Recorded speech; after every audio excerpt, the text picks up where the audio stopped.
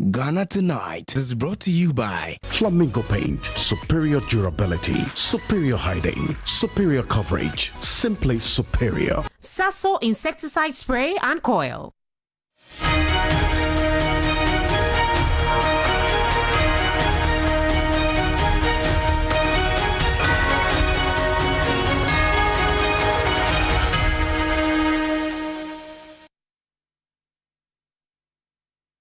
Well, it's the Christmas Eve edition of Ghana Tonight. Welcome. I am Alfredo Concept. We're live from Anisabata Desa Wekanda.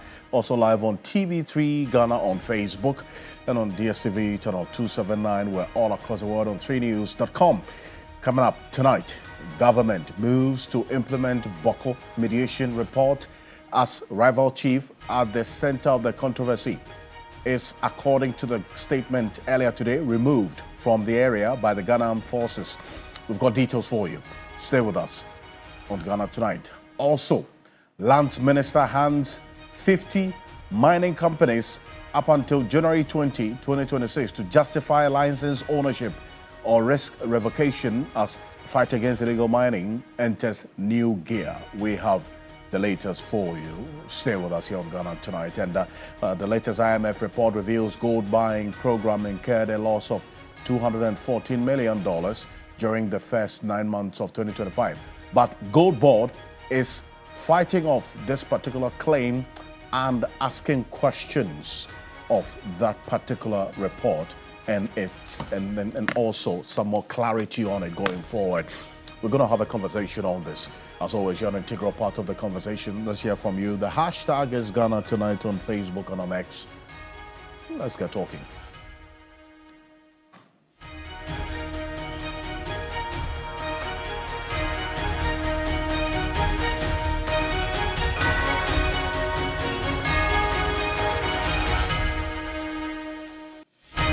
Let's settle for Ghana Briefs.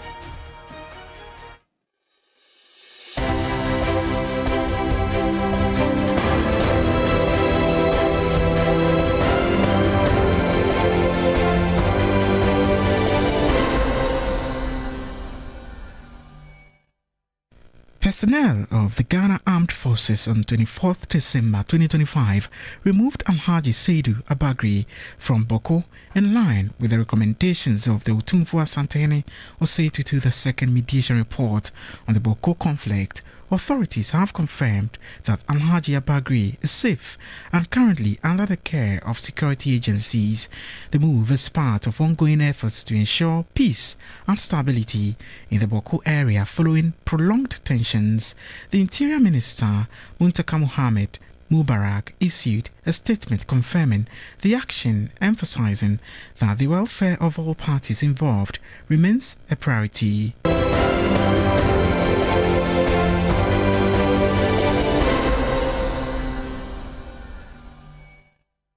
The Driver and Vehicle Licensing Authority (DVLA) has suspended the rollout of its new license plate, originally scheduled for January 2, 2026.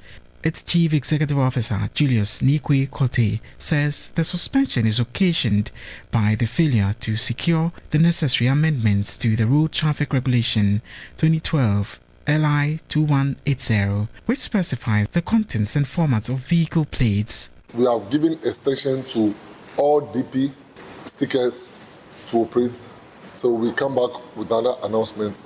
The same apply to DV, that is the effective vehicle plate, to also be used.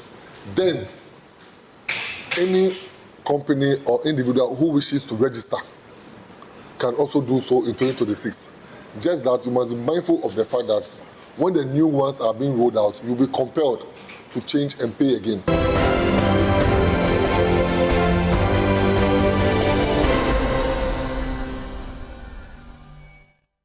With just a day to Christmas, consumers trooped to Accra's Central Business District for last-minute shopping. From heavy vehicular traffic to price fluctuations, both traders and customers are making the most of the final hours before the holiday. Any watches, any Christmas hat, a channel. What do you mean? You can't even tell whether there are some ghosts amongst us. The whole place is too crowded. People are buying. Everything is okay in the market. I wouldn't lie to you. Compared to the previous year, this one is better.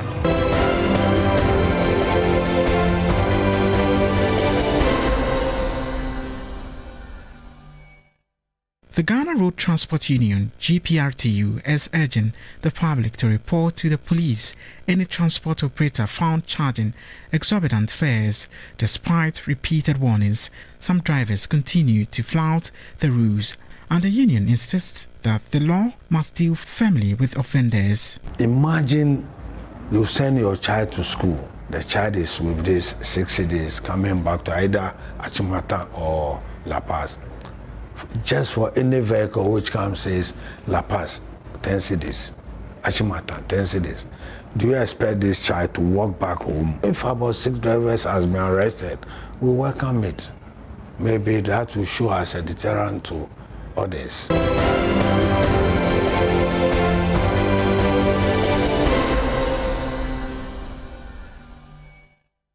The Inspector General of Police, Christian Tete Iwonu, has assured the public of maximum police protection during the Yuletide and beyond. Speaking at the Ghana Police Service Carol Service, the IGP said adequate nationwide police deployment has been made to ensure the safety of lives and property throughout the festive season. We owe the good people of this country undiluted and loyal services. I wish to inform the members of the public that adequate number of officers and men have been deployed nationwide to ensure incident-free and safe Christmas season. Patrols will be intensified both day and night in the cities, towns, and our roads. All security-connected information are to be relayed to the nearby police station for a prompt response.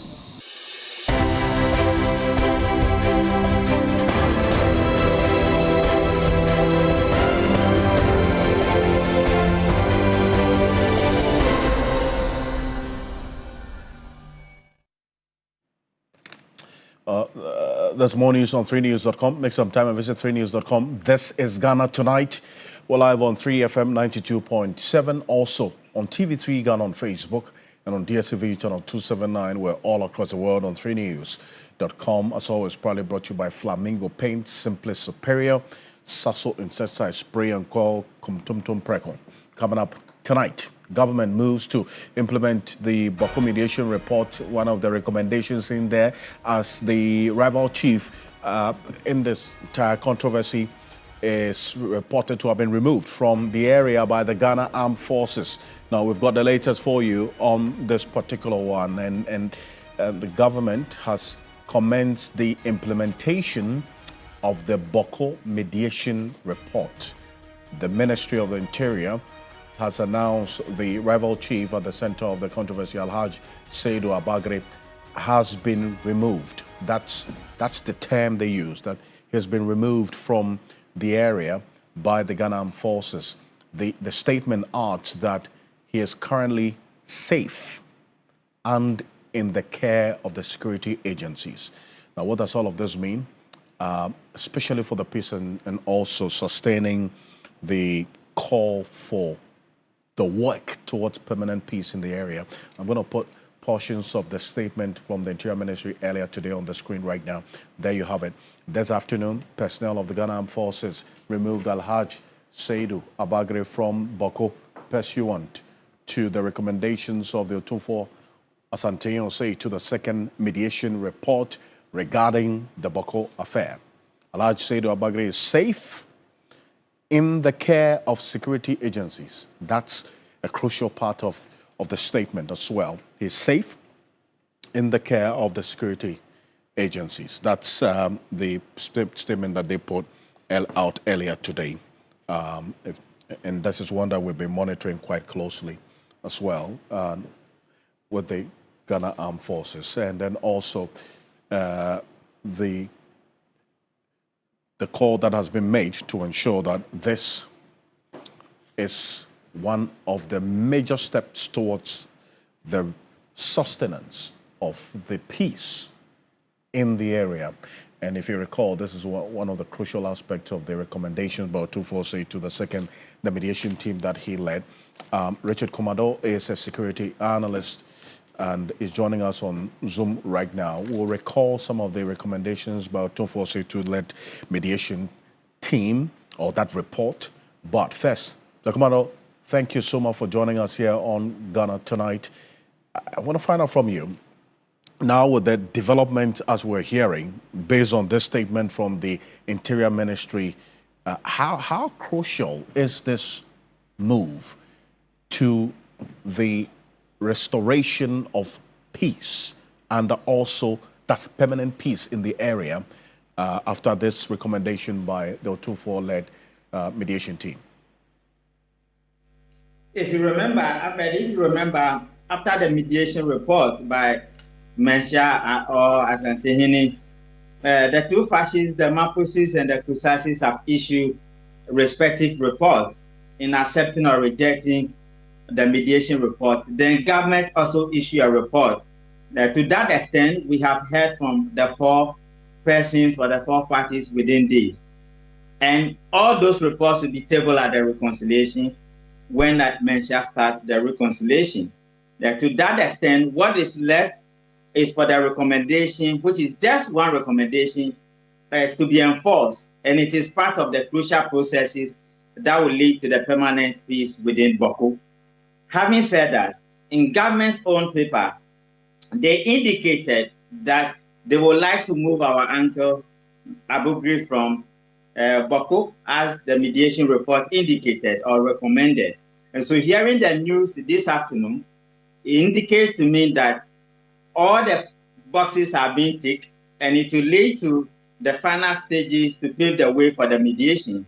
And all other issues, whether people agree or they disagree, positive, negative, collectively or individually, will be tabled at Mensah when the reconciliation takes place. So it is one of the first steps to the many other steps that will be taking place, leading to the final peace map or the peace route, or the road that will lead to the final peace within the Bawku area.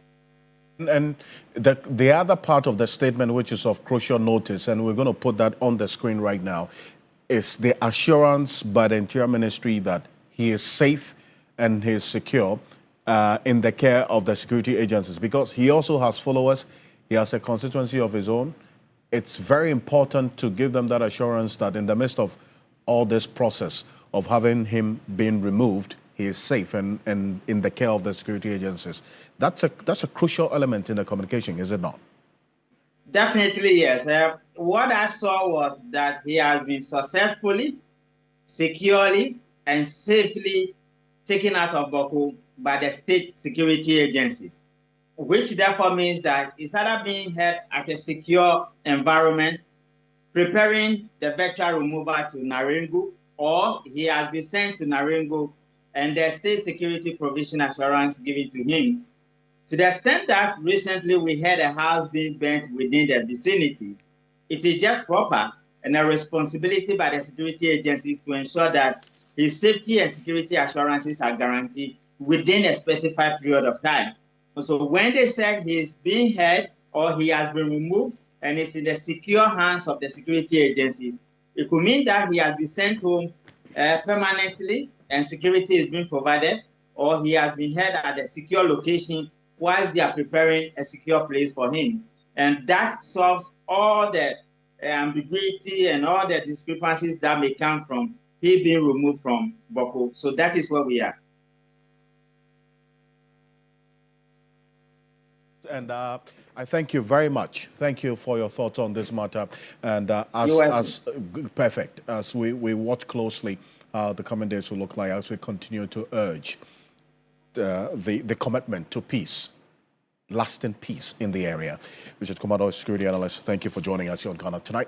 Coming up next, the latest IMF report reveals some concerns and risks regarding the gold buying program by this particular administration, and they capture a loss of some $214 million in losses during the first 9 months of 2025.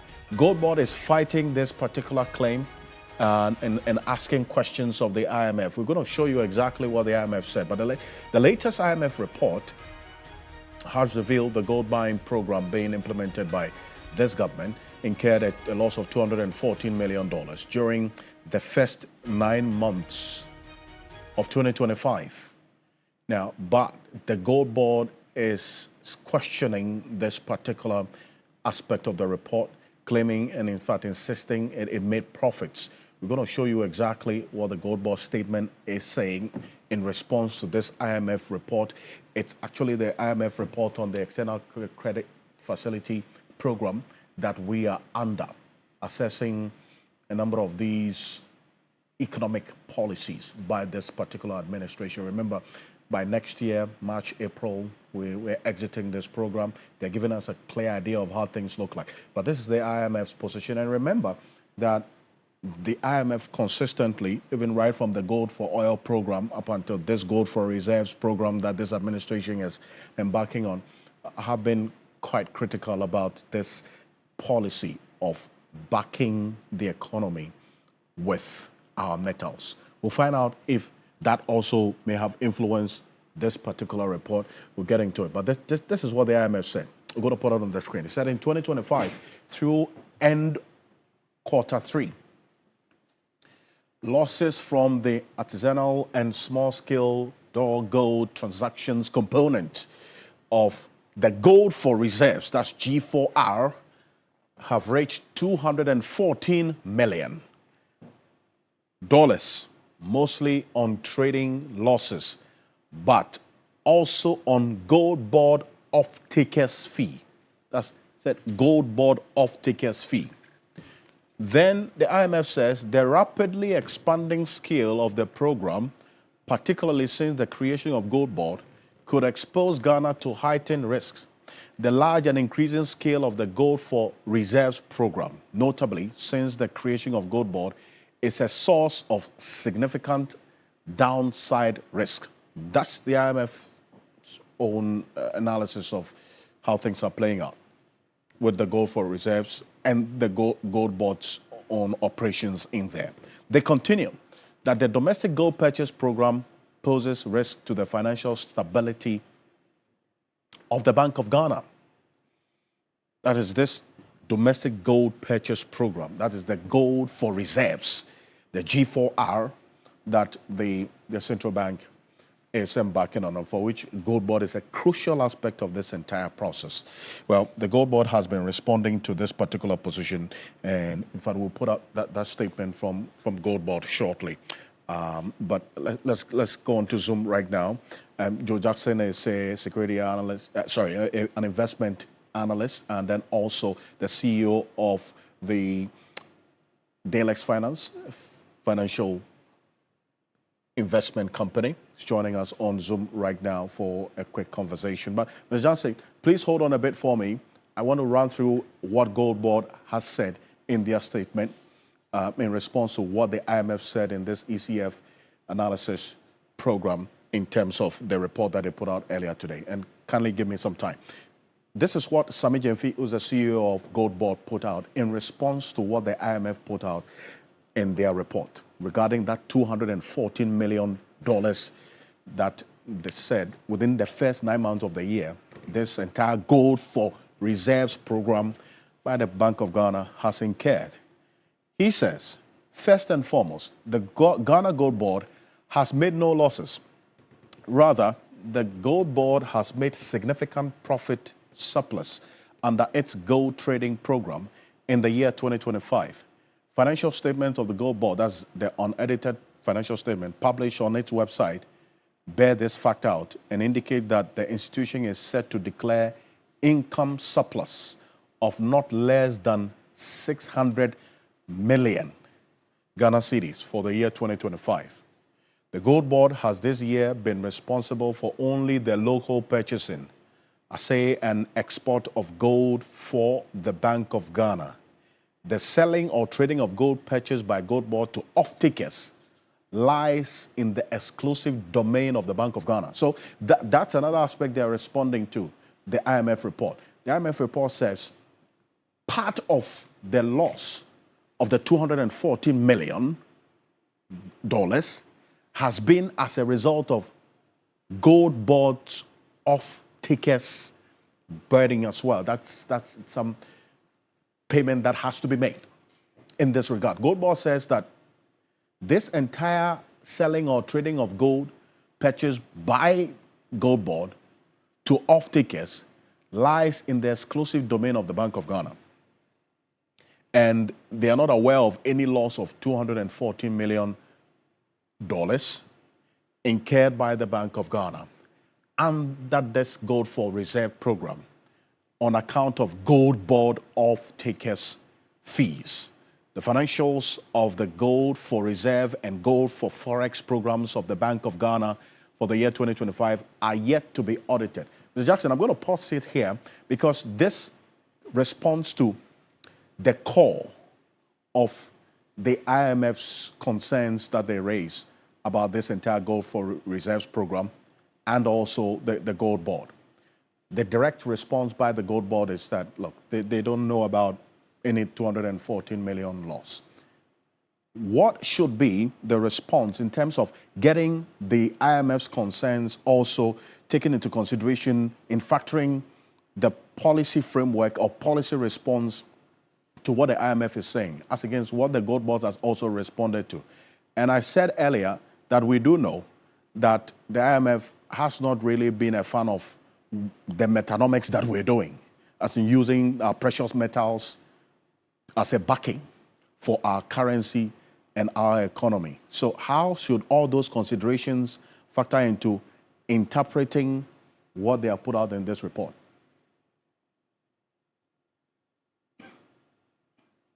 I am an unashamed economic patriot. And I'll tell you this, I fully support the Gold Board program because the Gold program helps retain a larger chunk of our earnings of our, export earnings in Ghana. That said, there may be challenges with it, but let's not throw out the baby with the bathwater. Let's not the fact that they've made some losses lead us to dump this thing, whether the IMF likes it or not. Sometimes, even though the IMF is helping us, we have to look at ourselves and say, for our own long-term benefit, should we take this project? If there's any criticism, we should take it on board. We should fix it. And there are a couple of ideas, things we can do.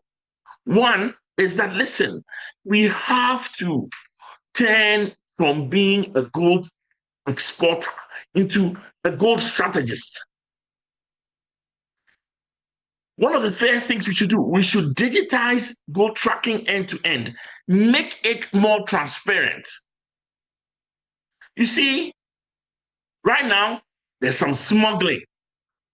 Right now, we are not sure exactly what's happening, how the losses are being incurred. Let's fix it. You don't fight gold smuggling with guns. You fight it with data. You don't fight inefficiency because they're talking about operational costs. You don't fight inefficiency except with data. So let's digitize it. Let's become more transparent. And let's start to minimize those losses that we are incurring, either in operational costs or in the trading. Let's make this process transparent. And you see, let's remember that this whole challenge about artisanal and small-scale mining is because people mine illegally because legality doesn't pay. People mine illegally because of the supernormal profits that they make from mining illegally. And the galamseyers we see are victims. The real guys are the real guys who are making money, and the kingpins who are shadowy and not easily seen. Listen, let's reform that process. Let's have guaranteed legal buyers. Let's have fair pricing. Let's give these artisanal and small-scale miners access to the right finance and equipment, right? And it's also important, gold should be a financial instrument. We should have gold-backed FX buffers. We should have gold-linked bonds. We should have more sophisticated reserve management integration. You see, should stabilize this economy, not just go out as an export. And it's important that gold should work for Ghana, even after it leaves the ground. And let's be clear. Let's separate gold politics from gold governance. Let's give them a professional board. Let's give the gold board transparent pricing. Let's have predictable rules. In fact, gold hates uncertainty. And gold present voto, it only responds to policy. So in summary, we must turn gold from a commodity to a strategy. And if there are any problems, let's fix it. But do not abandon the gold board strategy. All right, there's one part of the response of Gold Board I want us to zoom into, because according to the IMF, the losses that they captured in their report were largely driven by trading losses incurred under the artisanal and small-scale mining gold transactions component of the programs, as well as the off-takers fees linked to Gold Board operations. Gold Board is responding that off-takers fee that they capture in their report has nothing to do with them because they are not involved in the entire process, the Bank of Ghana.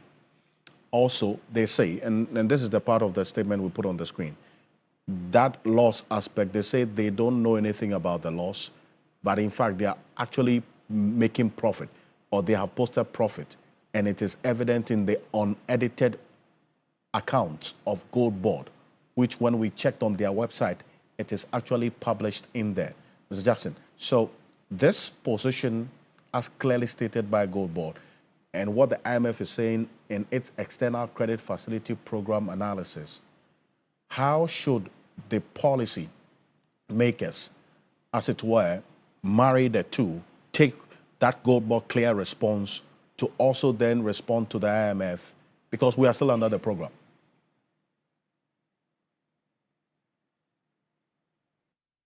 My stand is that even if it's making losses, even if the IMF has a point, let's keep it. Let's fix it. Let's have a more professional board. Let's have transparent pricing. Let's have predictable rules. Let's use data to attack any deficiencies that they have. You fight inefficiency with data. You fight smuggling with data. If the ASMs are the problem, it is about illegal. They are responding to illegal mining methods because makes more profit. Let's give them access to finance. Let's give them access to better equipment. But let's not do it. And if truly Gold Board is making a profit, then hooray, we are in good shape. I believe that in the days ahead, this issue will become clearer. But even if it is making losses, release. Let's keep.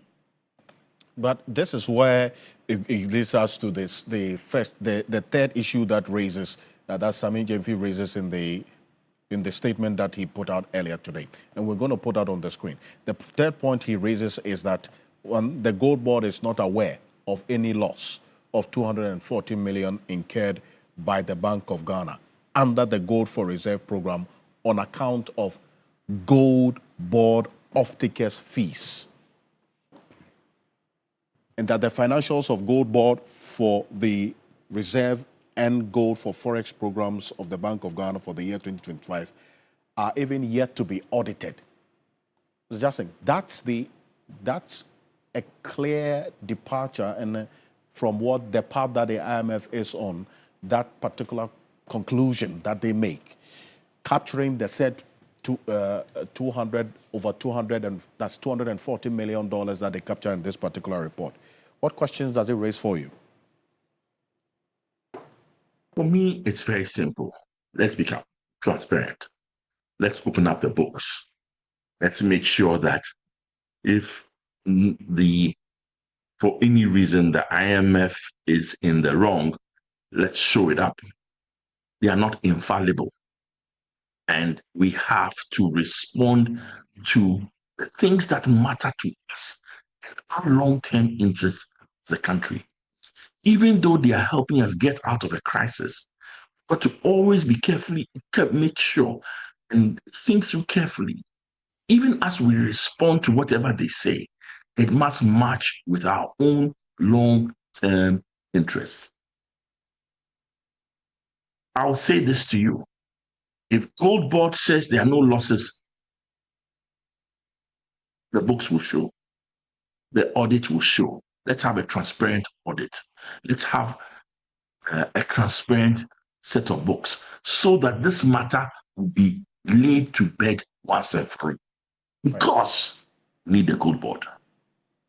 As you put it, that we need the Gold Board in there. But there's another aspect of the report which I want to draw you into, that they also indicate that the country's financial sector, and you are a major player in there, Mr. Joe Jackson, the financial sector stability has been sustained, but some risks still remain.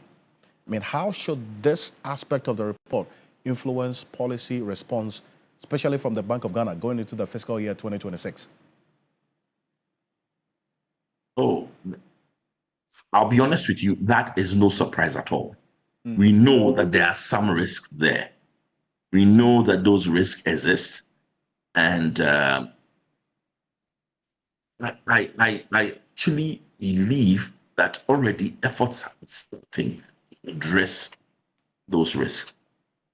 The risks were there even before the current regime took over. And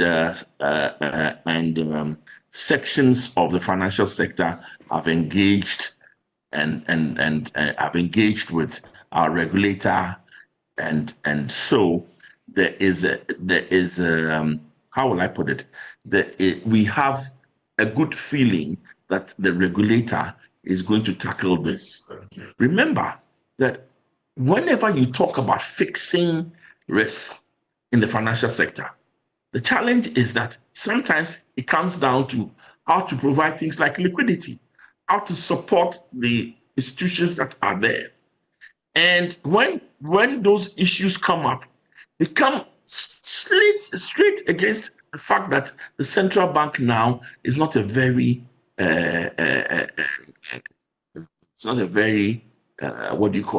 solvent institution. Remember that they've declared losses themselves.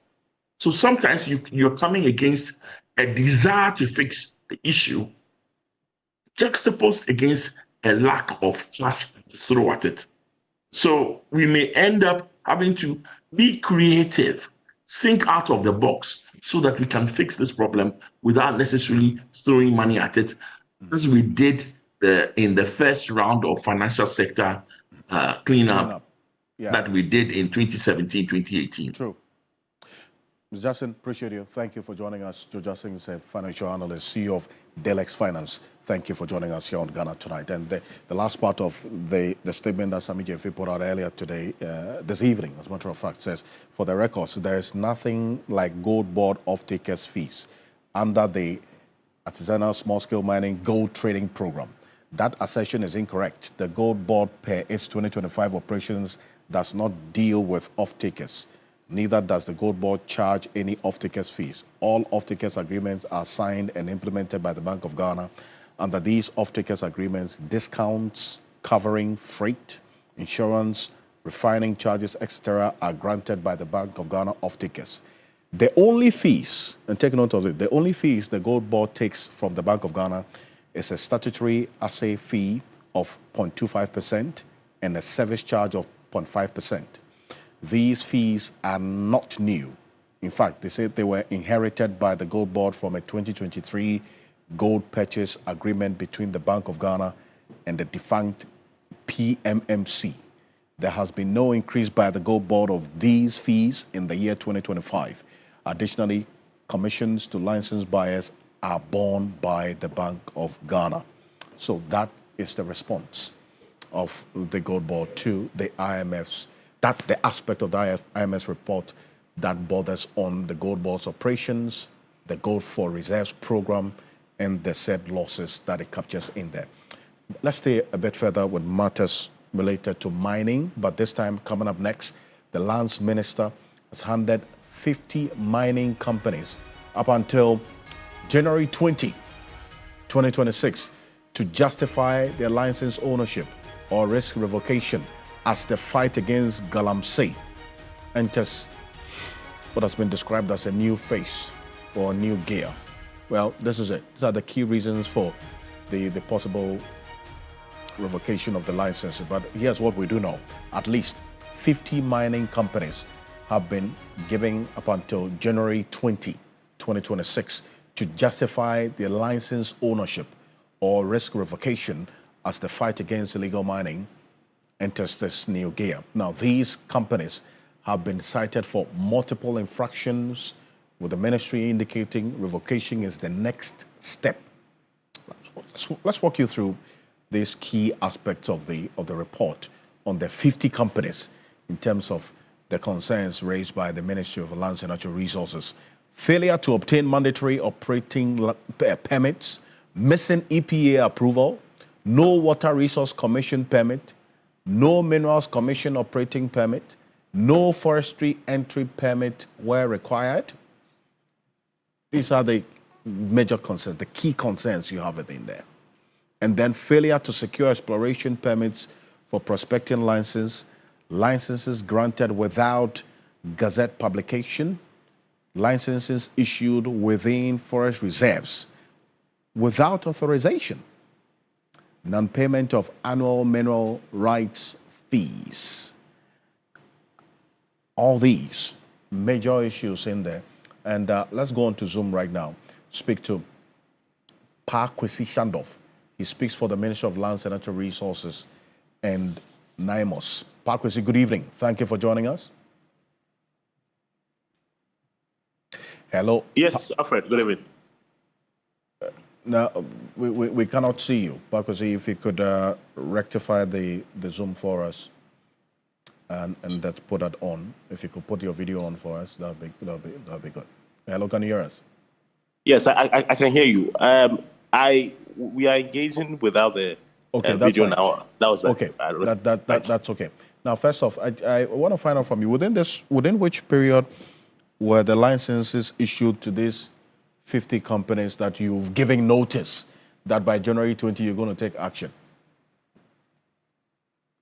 So, yes, good evening to yourself and to the rest of our listeners who are connected to this conversation. The licenses in question, which are at the tip of revocation, are not licenses that were issued within the course of this administration. They are licenses that had been given out earlier, prior to the new administration at the Ministry of Lands and Natural Resources. And so they date back to years such as 2024, 2023, 2022, and beyond. So these are not licenses that came within the course of this particular administration.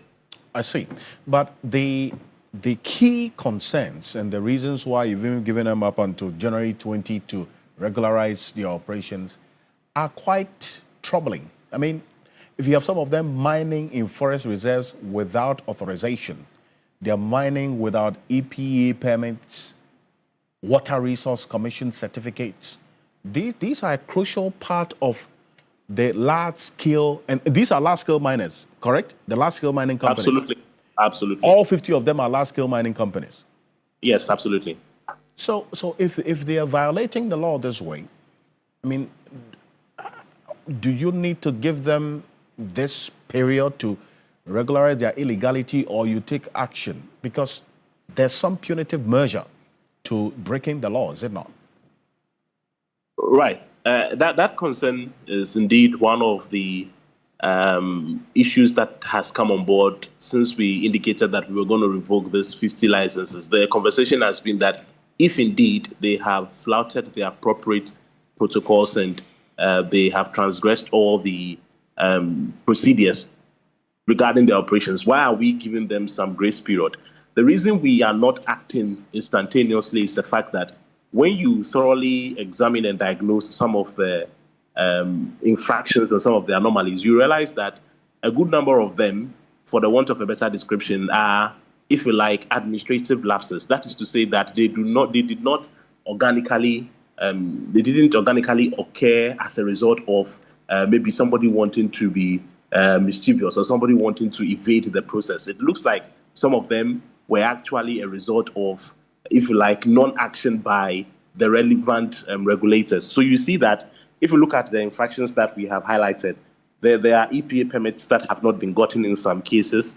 At some point, the Water Resources Commission has not given clearance to some people here and there, even forestry, the Minerals Commission and all of that. Some of them are largely administrative. So because it is not entirely, in some cases though, the fault of the license holders, what we are doing now is to create room for them to give good cause, good reason as to why the licenses should not be revoked. Quickly, I want to take us through what we did with the small-scale mining licenses. You will recall that some months ago, we did a similar review that captured a total of 1,278 small-scale mining licenses. 316 from the outset were declared clean, in the sense that they didn't have any problems. We had an outstanding 962, out of which 55 were immediately revoked. The remaining 907, when we said we were going to revoke the remaining 907, and we created that window of redress, if you like, we ended up revoking only 238 because,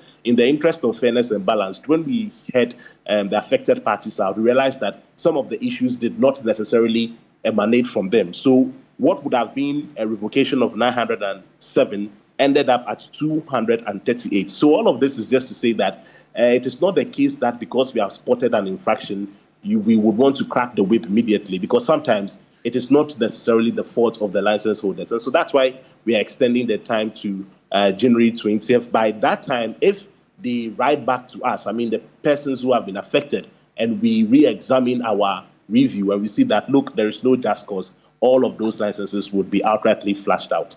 What just cause will there be for a mining company to mine in a forest reserve without authorization? I mean, so for some of the issues, clearly there would not be any appropriate just cause whatsoever. But for some of them, for instance, you need an entry permit from the EPA, for example, even if you are prospecting. Okay, but sometimes the processes are, for the want of a better word, evaded, or there are certain administrative lacunas that really, like I'm saying, does not sit with the ones who are looking for the licenses. Let's just say administrative gaps. So for such administrative gaps, it would really be unfair for you to penalize the license holder when really it is the agency or the unit that really maybe didn't do enough due diligence. In those respects, you would now crack the whip on the office holders, those who are supposed to have done what they were supposed to do and they didn't do it. You don't extend the punitive measure to the license holder. So there are issues like that. But for maybe gross violations like mining in forest reserves without any appropriate authorization, like you said, there cannot be any justification. So now to the 20th is the period for the redress. If the issues are legitimate, there would be appropriate considerations in that respect. But if there is no justification, like I said, all of them would be outrightly flashed out. I see. But beyond this, what's happening with NIMOS right now? So as we speak, the National Anti-Illegal Mining Operations Secretariat, I had cause to indicate on a sister platform that though all of us are basking in the euphoria of the Christmas festivities, NIMOS in particular is still running operations across the length and breadth of the country, because the fight against illegal mining is not one that you can afford to blink even for a second. So, number one, NIMOS operations are running unabated. Then the second update that is of importance is the fact that, if you remember, we did indicate that all the relevant flashpoints and water bodies across the country are now security zones. But we didn't give appropriate effect to that declaration, in the sense that we didn't deploy men to go and man those places. The reason that deployment was not instantaneously done was because we needed financial clearance from the Finance Ministry. Indeed, if you are deploying soldiers to go to all the relevant flashpoints across the country 24/7 to mount surveillance, you would certainly have to incentivize them. You would have to do so much in terms of tooling and resourcing. Thankfully, that financial clearance has now come.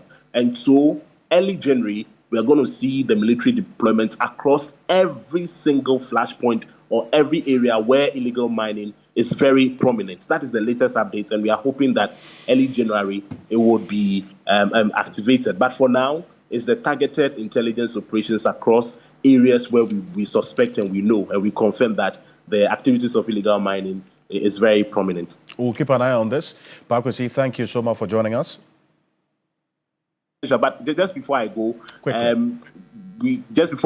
just a second, we have come to the end of 2025 effectively, and I'm sure that Ghanaians are expectant. I mean, Ghanaians certainly want more results.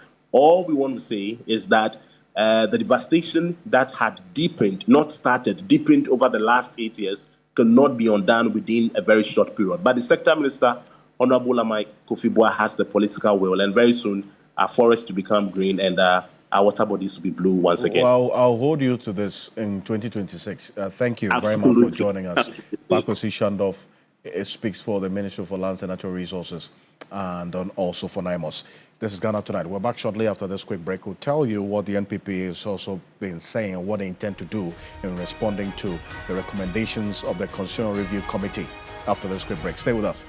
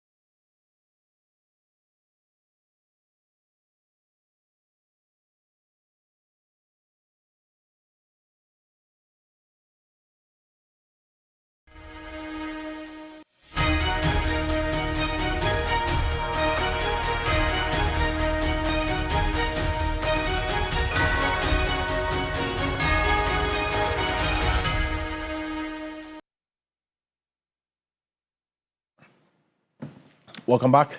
This is Ghana Tonight. We're live as well on 3FM 92.7.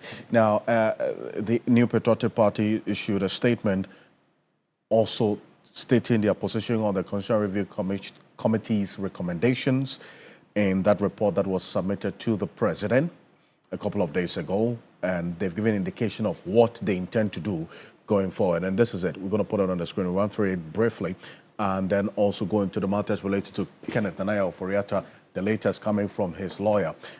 The NPP says, as part of participating in the constitutional review process, the leadership of the NPP constituted a joint committee led by these persons. Honorable Ayime Duenchi is the ranking member on the Constitutional Legal and Parliamentary Affairs, that's Constitutional Legal Affairs Committee of Parliament.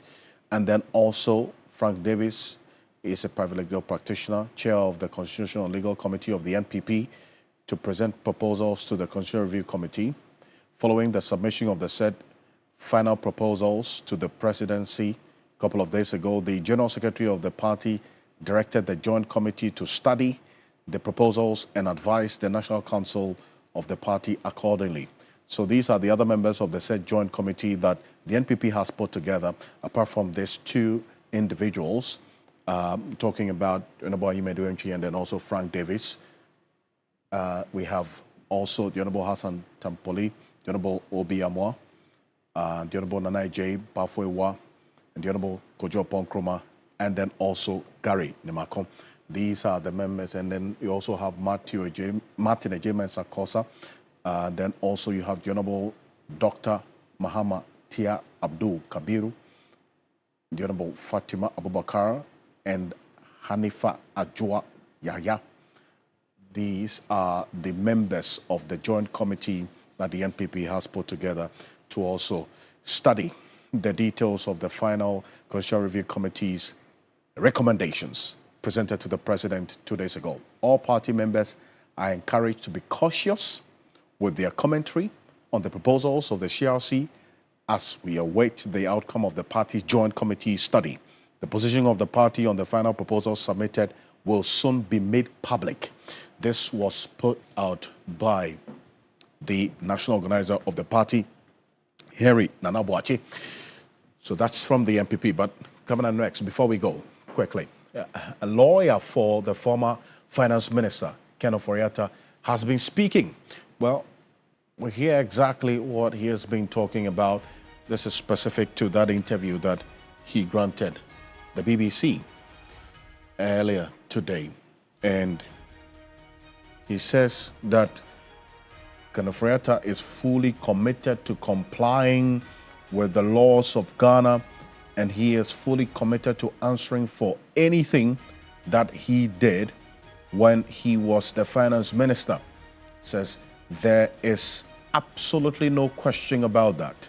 That's Inayat Kwasimi, is the lawyer for Ken Ofori-Atta. If you recall, and this is it. It says Ken Ofori-Atta is fully committed to complying with the laws. He's committed to answering for anything that he did when he was a finance minister. There's no question about that. And then he goes on to indicate that the question is he being given the rights that he is guaranteed under the Ghanaian law? He is not. And he has never been. And Ayat Kwasami is Ken Ofori-Atta's lawyer. He's been talking to the BBC.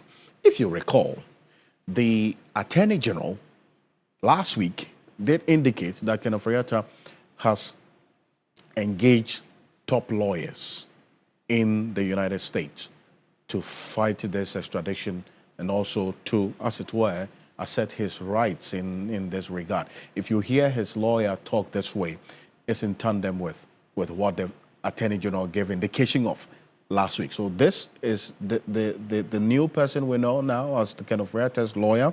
We also do know that at some point Frank Davis as well was and is his lawyer, responding to some of the issues that came up earlier.